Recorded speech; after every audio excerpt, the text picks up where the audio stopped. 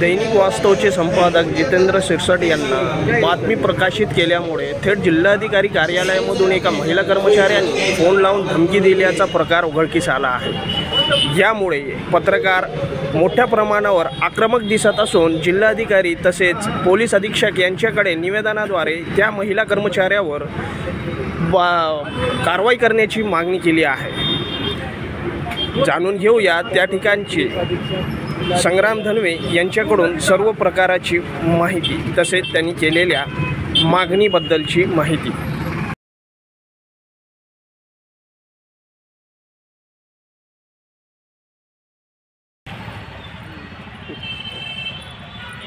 काय सांगाल, आज तुम्ही निवेदन दिलेलं आहे, नेमकं काय प्रकार घडलेला होता? आज आमचे ज्येष्ठ सहकारी आहेत जितेंद्र शिरसाट सर, त्यांनी काल त्यांच्या वृत्तपत्रामध्ये जिल्हाधिकारी कार्यालयामधल्या आणि जिल्हाधिकारी कार्यालयात संबंधित असलेल्या गौण खनिज विभागातील एक बातमी प्रसारित केली होती आणि त्यामध्ये कुठल्याही प्रकारचा नामोल्लेख नसताना, काहीही बदनामीकारक झालेलं नसताना जिल्हाधिकारी कार्यालयातील एक कर्मचारी आहेत कोणीतरी आघाव नावं, आणि त्यांनी काल 4-5च्या दरम्यान जितेंद्र शिरसाट यांना फोन करून दम दिला की बाबा तुम्ही मला भेटायला या किंवा मी तुम्हाला बोलवून घेते, अरेतुरेची भाषा केली आणि एक प्रकारे धमकीवाजा तो फोन होता। आणि काहीही कारण नसताना अशा प्रकारे पत्रकारांनी एक बातमी केली, त्या बातमीचा आकस धरून जे आहे ते त्यांना दम दिला होता। आणि विशेष सांगायचं झालं तर जितेंद्र शिरसाट यांचा त्यांना फोन ठेवल्यानंतर 20च मिनिटामध्ये शिवाजीनगर पोलीस ठाण्यामधून त्यांना फोन आला की तुम्ही इथं पोलीस ठाण्यामध्ये या, अशा प्रकारची दडपशाही या ठिकाणी जी झाली आहे। त्यामुळे आम्ही आज जिल्हाधिकारी कार्यालय आणि तिकडं पोलीस अधीक्षक कार्यालयामध्ये निवेदन देऊन यांच्यावर कारवाई करण्यात यावी। पत्रकारांना फ्री अँड म्हणजे त्यांच्या जो काही अधिकार आहे त्यांचा आर्टिकल 19 प्रमाणे त्यांना त्यांची बाजू मांडण्याचा आणि पत्रकारितेवर धडेसाई होत आहेत यांच्यावर कारवाई करण्यासाठी मागणी आम्ही या ठिकाणी केली। पत्रकारांच्या कार्यालय आणि इकडे पोलीस अधीक्षक कार्यालयाला सुद्धा निवेदन दिलं। काय तुमचं मागणं आहे, काय म्हणणं होतं? बीड जिल्ह्यामधील कायदा व सुव्यवस्था फार ढासळलेला आहे, मात्र सामाजिक कार्यकर्ते असेल किंवा लोक जे आहेत त्यांचा आवाज प्रसारमाध्यमावर होत आहे। जर आम्ही पाहिलं तर बीड जिल्ह्यामध्ये गोदावरी नदी जी आहे नेहमी वारंवार दैनिकामध्ये प्रसिद्ध करतो आपण की वाळू माफिया आहे, त्याचबरोबर बालाघाटावरील जे डोंगर रांग आहेत ते अगदी चोरीला गेल्या सपाट झाले। संबंधित प्रकरणामध्ये आम्ही 2 वेळा जिल्हाधिकारी हटाव आणि हिरव्या डोंगररांगा बचाव असंही आंदोलन केलं होतं। त्याचपूर्वी काही दिवसापूर्वी जेव्हा अवैध खडी क्रशर जे आहेत ते वीज तोडण्यात यावी असं दीपा मुधोळ मुंडे यांनी निवेदन म्हणजे आदेश दिले होते, मात्र तरीही वीज तोडणं। एकंदरीत जर पाहिलं तर गौण खनिज प्रकरणी सामाजिक कार्यकर्त्यांना जेव्हा आम्ही लेखी तक्रारी करतो तेव्हा ते आमच्या अंगावर येतात ते लोक। मात्र या ठिकाणी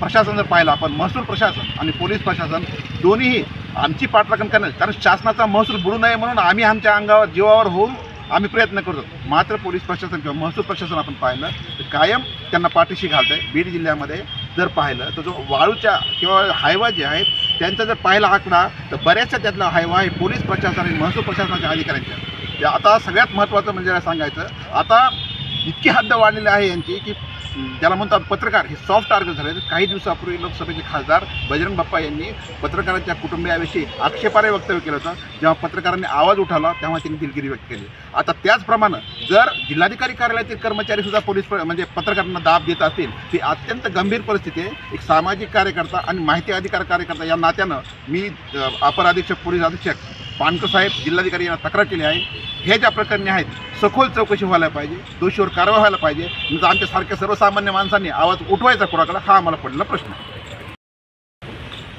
कालचा जो प्रकार झालेला आहे बीडमध्ये, एका पत्रकाराला कलेक्टर ऑफिसच्या कर्मचाऱ्यांनी, तेही महिला कर्मचाऱ्यांनी धमकी देणे, म्हणजे गल्ली ते दिल्ली भारतीय जनता पार्टीचे कार्यकर्ते कर्मचारीसुद्धा आहेत आणि ते सर्वसामान्य लोकांनाही धमकवतात आणि पत्रकारांना सुद्धा धमकवण्याचं काम या ठिकाणी होत आहे।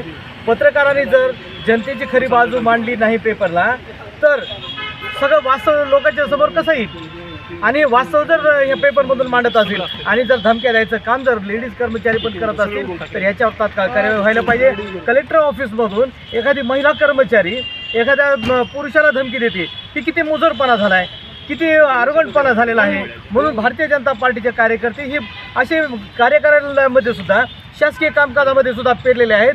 याच्यामध्ये माननीय जिल्हाधिकारी साहेबांनी याच्यावर तात्काळ कारवाई केली पाहिजे, त्या महिलेवर कारवाई झाली पाहिजे, तिला निलंबन पण झालं पाहिजे। दुसरी गोष्ट म्हणजे तात्काळ पोलीस स्टेशनमधून सुद्धा फोन येतो आणि पत्रकाराला त्या ठिकाणी बोलून घेतलं जातं, म्हणजे जी धमकी देणारे त्या कर्मचाऱ्याचं नाव आहे आघाव, आणि शिवाजीनगर पोलीस स्टेशनचे पोलीस निरीक्षक आहेत खेडकर. मग बघा ह्यांचं सूत्र कसं जुळतं आहे. आपण ह्याच्यातून विचार केला पाहिजे की सगळ्या जिल्ह्यामध्ये सगळ्या कार्यालयामध्ये प्रमुख पदावर जे भारतीय जनता पार्टीने त्यांचे लोक नेमलेले आहेत ते सर्वसामान्य लोकांना वेठी धरायचं काम करतात आणि पत्रकारांना आता त्यांचा आवाज दाबण्याचं काम हे करायला लागलेत. म्हणून बहुजन समाज पार्टीच्या वतीने मी या गोष्टीचा निषेध करतो आणि जे खरं लिखाण करणारे पत्रकार आहेत त्या पत्रकाराच्या पाठीशी बहुजन समाज पार्टी काय उभी आहे. आता आम्ही ॲडिशनल ESP माननीय पानकर साहेबाला भेटून त्या ठिकाणी निवेदन दिलेलं आहे आणि याच्यानंतर जिल्हाधिकारी साहेबाला पण निवेदन देणार आहेत. त्या महिला कर्मचाऱ्यावर तात्काळ कारवाई करून तिला निलंबित करा अशी आम्ही मागणी करणार आहेत. बहुजन समाज पार्टीच्या वतीने मी या ठिकाणी सांगू इच्छितो की जे खरं वास्तव लिखाण करणारे पत्रकार आहेत तुमच्या पाठीशी बहुजन समाज पार्टी ठामपणे उभी आहे. धन्यवाद. निवेदन दिले, काय मागणी होती तुमची? बीड जिल्ह्यामध्ये दैनिक वास्तव याचे संपादक पत्रकार यांना जो एका महिलेने फोन करून जो अश्लील भाषेमध्ये प्रकार केला आणि त्यांना बोलून घेतलं आणि अरोच्य भाषेमध्ये शब्दाचा वापर केला, सर्वप्रथम मी या गोष्टीचा ऑल इंडिया पॅन्थर सेनेच्या वतीने निषेध करतो. महिलांना बाबासाहेबांनी समान हक्क अधिकार दिलेत याचा फायदा त्यांनी भारत देशाच्या चौथ्या स्तंभाच्या लोकशाही पत्रकारांना धमकवण्याचं काम करू नये. या बीड जिल्ह्याचा बिहार होत चालला आहे. पूर्ण महाराष्ट्राला आणि देशाला या संसदेच्या माध्यमातून आज कळतोय. कोण आगाव असतील त्यांनी जास्त आगावपणा करू नये. इथं काय मोगलाई माजलेली नाही. इथं बाबासाहेबांच्या संविधानाचं राज्य आहे, इथं लेखणीचं राज्य आहे. त्यामुळं तुम्ही ज्या पद्धतीने त्यांना बोललाय किंवा इथून पुढे दुसरा कुठलाही अधिकारी पत्रकारांच्या अशा भावना दुखवण्याचे स्टेटमेंट किंवा त्यांना धमकवण्याचं स्टेटमेंट करेन, त्यांना सांगू इच्छितो ऑल इंडिया पॅन्थर सेना बीड जिल्ह्याच्या वतीने आम्ही पत्रकार बांधवांच्या सोबत ठामपणे उभा आहोत. चुकीचं असेल तुम्ही बोला, त्याचं समर्थन आम्ही करू.